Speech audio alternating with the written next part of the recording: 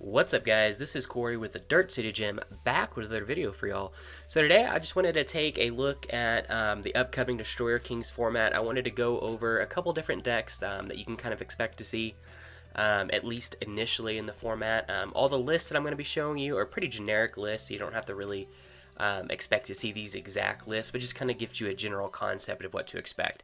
So we've got 8 different decks going on with these 6 different leaders. We've got Broly, we've got Shenron, we've got Frieza, Janemba, Pan, and then Baby Vegeta. So let's get right into it. Alright, so first up we've got our green Broly. So this is kind of the hype deck coming into the format. And this is the Broly leader that's getting released with the starter deck. It's got the whole Broly chain where you go up the 1-drop, the 4-drop, the 6-drop, up into the 8-drop. And then the 8-drop has a really cool Sugesh type effect. Whenever activate battle once per turn, whenever something swings, he can pitch a card and just blow something up, ignoring barrier, which it's really cool and bad about his effect at the same time. Is because it's an activate battle as opposed to an auto, so he can choose which battle he wants to do this. And it's not a battle that he's necessarily participating in. You could be swinging into leader and he could blow something up. Also, how it works is you can swing, dump your hand on a combo, and then he can just pitch and blow it up afterwards. It doesn't have to wait before you combo or anything like that. So it's a really, really dangerous kind of card to have to deal with. Fortunately, it doesn't have barrier, so it's not super hard to handle, but it is something you've got to kind of prepare for. And how the Broly deck kind of works is just getting up to him. It can go as early as like turn 2, turn 3, or it can kind of stall it out. And then the Broly leader itself has a really cool effect. Whenever it swings, it can draw cards in its hand until it has 6, so it's always going to be able to fill its hand, dump for combos and things like that. It does have some disadvantages where it is limited to those 6 cards after the swing. So if it tries to play any cards after the leader swing, it's going to be losing cards from hand, and then coming into your turn, you can kind of take advantage of that because it does have a limited draw ability after the leader swing. Again, really strong deck. I expect to see this going pretty hard and heavy super early. I've been seeing it online on Untap and Octagon everywhere. But, you know, I've been seeing mixed results with it. I've not tested it myself. I've tested against it several times to pretty good results for the most part. But it is one of those decks, if you're not careful, it can really just overwhelm you quickly. Alright, so next up we've got Shenron. So we're all familiar with the Shenron leader in itself, but the new archetype with the Shenron leader, which technically this isn't exclusive to Shenron, but I think Shenron's probably going to be, at least initially, the most played version of this. It's the Destroyer King deck. With the SCR Boo, he comes into play and he spams the field with all the Destroyer Kings from the discard with a warp. And it's easy to get out the SCR Boo because we have the 5-drop red Boo that Union absorbs into a bigger Boo just by putting a Bobbity underneath it. They also have the advantage that they can put the 4-drop blue Boo underneath that to give all the Boos barrier.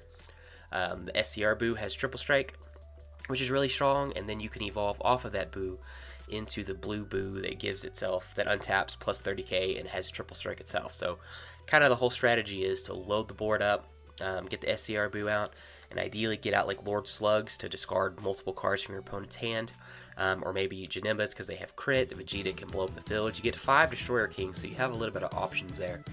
And then whenever you swing with the SCR Boo, you evolve into the big Boo, and then you give that Boo triple attack, triple strike, and then so you kind of close out the game that way.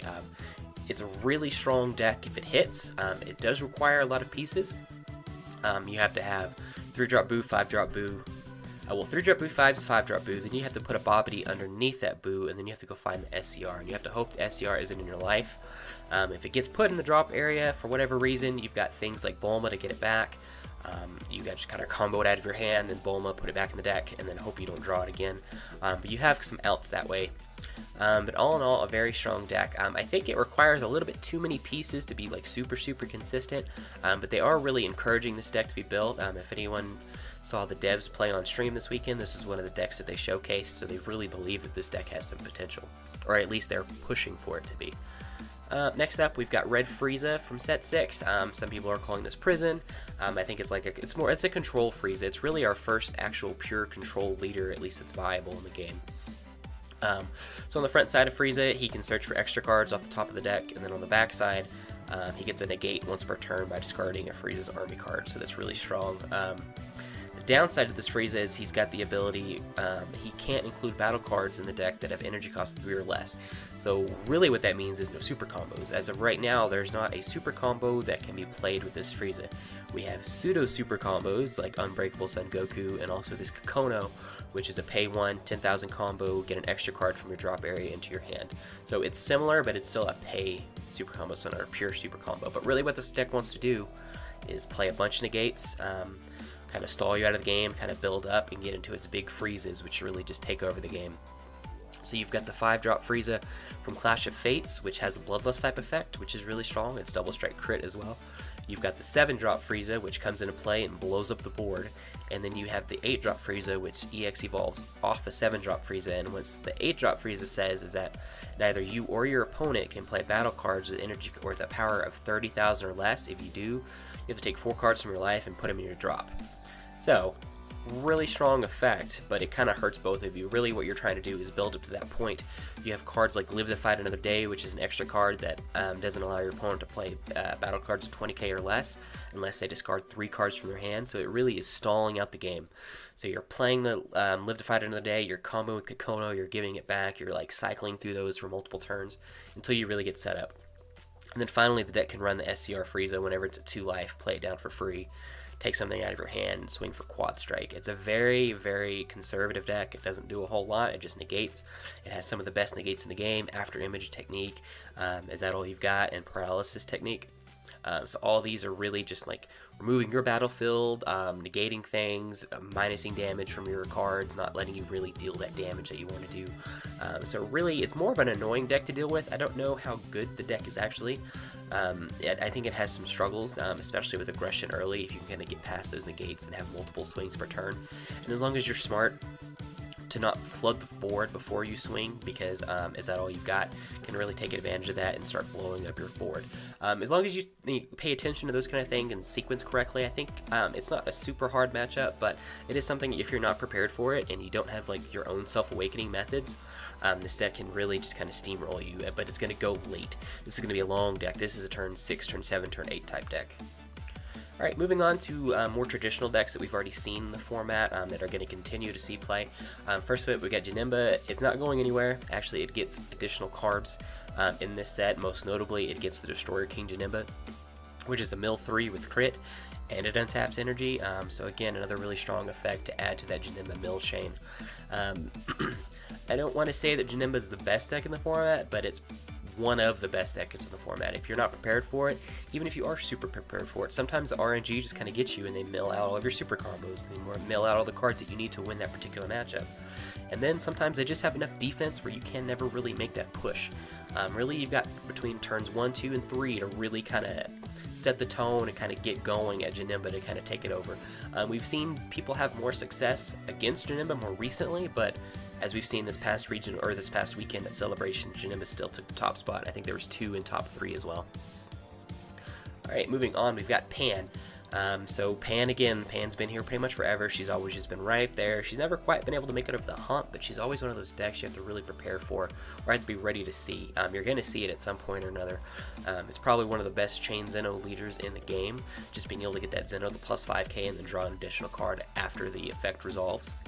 And then it's got all access to some of the best battle cards in the game. Red in general has some of the best battle cards, whether it's Fearless Pan, it's Foreseeing Hit, Everyday Battalion Yamcha is a great card, Chain Attack Trunks is one of the best cards in the game still, Body Change Ginyu, which isn't in the main deck of this particular list, but it's one of those cards that you have to be aware of as well. And then Digging Deep Vegeta is a great card as well.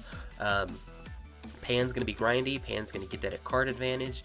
That plus 5k to battle cards is super relevant. That's how you get over decks like Janemba, just going tall and then trying to go wide. And Pan does it kind of the best because when you can chain attack into a Fearless Pan and give your whole board double strike 5k, it's really, really strong. So be prepared. Pan's always going to be around in different versions. The decks are pretty similar. You're going to see like a 40 card skeleton, a majority of Pan decks, but again, it's one of those you've got to be ready for. Alright, then next up we've got Baby, Vegeta Baby, Baby Vegeta, whatever you want to call it. So this saw a little bit of hype whenever the power boosters were released. We were able to actually utilize the Great 8 Baby chain and get the Great 8 Baby out relatively early with the Super Saiyan 2 Vegeta baby, which is really strong. It's kind of fallen off a little bit more recently, as opposed to more traditional Pan, what you were seeing. But regardless of whether you see it with the baby chain or you just see it with red good stuff, maybe red-blue combination, baby in general is just a really good leader. Revenge Death Bowl, still one of the best extra cards in the game. Red has access to some of the best negates in the game, whether it be After Image Technique, which isn't a pure negate, but it's for the most part a negate. Then you have Is That All You've Got as well, which gives things minus 15k, which works well with the baby leaders trying to do. And then again, you know, Forcing Hit, Body Change Ginyu, Digging Deep Vegeta. Red's got some of the best extra cards or battle cards in the game. So any really good red leader, which is baby or Pan, are really able to take advantage of these. Alright, next up we've got our yellow promo Broly. This was the one that was released a while back in the promo packs, as alongside of the Gogeta. Gogeta unfortunately hasn't seen a lot of play. I think it's still a really good leader. People just haven't really cracked the code for it yet. But Broly has the versatility for days. So the Broly list that I have up right now is Broly Storm, which I think is probably the best version of Broly. It kind of takes over the mantle of the Storm deck from Hirudegarn after Goten was banned. We still get a lot of the, you know, Bardock swing swap into Goku swing. But now we've got the Broly leader that can untap our things and awakens himself on the front side. He also has access to Cold Bloodlust. And really one of the best finishing combos in the game is Mira, swing, untap him, swing again, Champa, or Mira, Champa, you know, untap him, Champa again for 3 energy. You can deal 4 damage. It's almost impossible to combo out. They have to negate it. You also include batterings in there, so it's even harder because they can't negate it. So they just kind of have to deal with it. So a really strong deck. This is one of those. It kind of sees play every now and then. You're not seeing it as much, but I think of the yellow Broly leader, this is the most effective way to use it. Just because regardless of whatever the deck is that you're running, Mira and Champa with the Broly leader is just the best combination to finish a game out. Alright, and then finally we've got Height of Mastery Broly. Again, this is using the promo Broly leader.